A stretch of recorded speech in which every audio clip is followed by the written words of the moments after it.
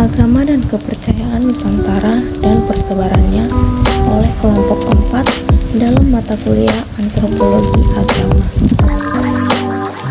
Di Indonesia ada 6 agama yang sudah diakui oleh Nusantara dan ada 7 agama asli yang belum diakui oleh Nusantara.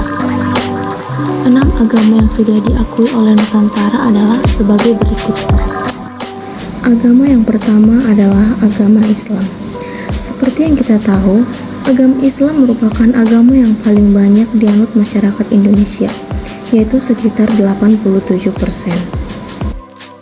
Bagaimanakah proses masuknya agama Islam ke Indonesia?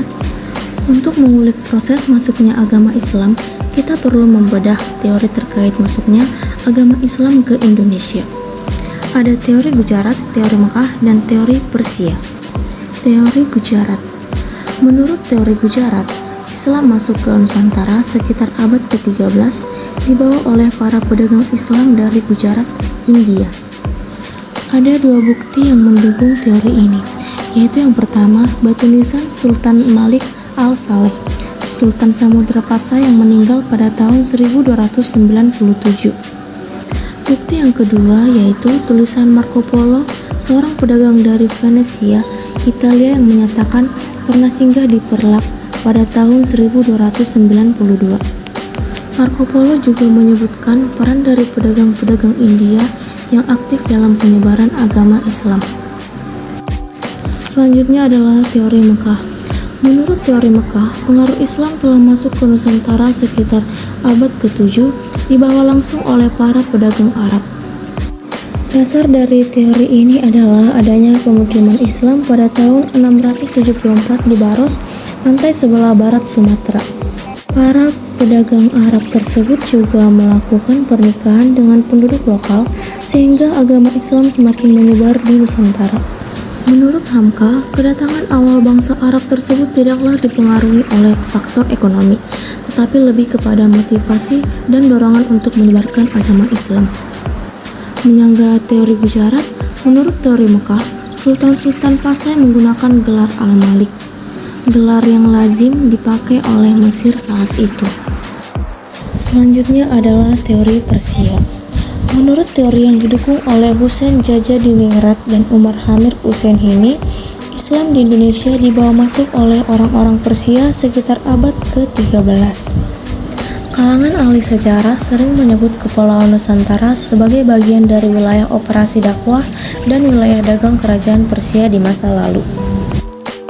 Selanjutnya adalah agama Kristen Katolik dan Kristen Protestan. Kedatangan agama Kristen dibawa oleh Portugis dengan misi atau tujuan penginjilan dan penyebaran agama. Selain Portugis, Belanda datang ke Indonesia dengan membawa misi dagang sekaligus misi penyebaran ajaran agama Kristen Protestan di Maluku. Setelah ajaran Kristen mulai menyebar, Belanda berhasil mendirikan gereja pertama di Maluku yang bernama Injiskerk pada 1605, hingga agama Kristen menyebar ke penjuru Nusantara. Selanjutnya adalah persebaran agama Hindu dan Buddha. Singkatnya, persebaran agama Hindu dan Buddha adalah awalnya dari perdagangan yang dimana lokasi atau posisi Indonesia yang strategis. Di samping itu juga, kesatria mulai menyebarkan budaya India sehingga terjadilah akulturasi budaya yang awalnya yang diperkenalkan di Indonesia adalah kelompok Brahmana. Yang terakhir adalah persebaran agama Konghucu. Agama Konghucu dikembangkan dari Cina daratan dan telah dibawa oleh para pedagang dan imigran Cina ke Kepulauan Indonesia pada kira-kira abad ke-3 Masehi. Berbeda dengan yang lain, Konghucu lebih menitik beratkan pada keyakinan dan praktik yang individual.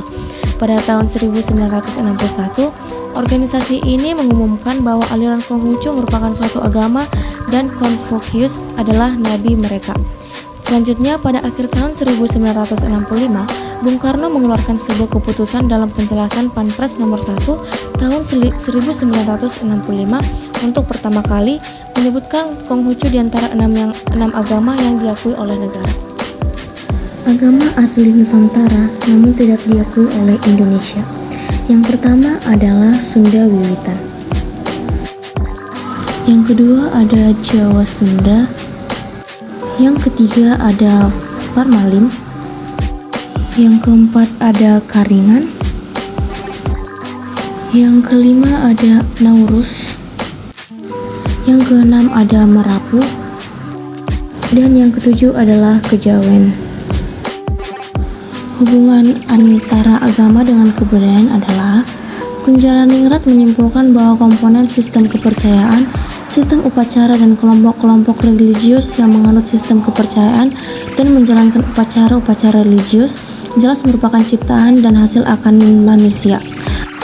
Peneliti juga menyimpulkan bahwa hubungannya adalah di dalam agama tentu terdapat kebudayaan atau hasil pemikiran manusia, misalnya ritual atau aturan yang harus ditaati oleh setiap penganutnya, dan itu merupakan hasil dari pemikiran manusia.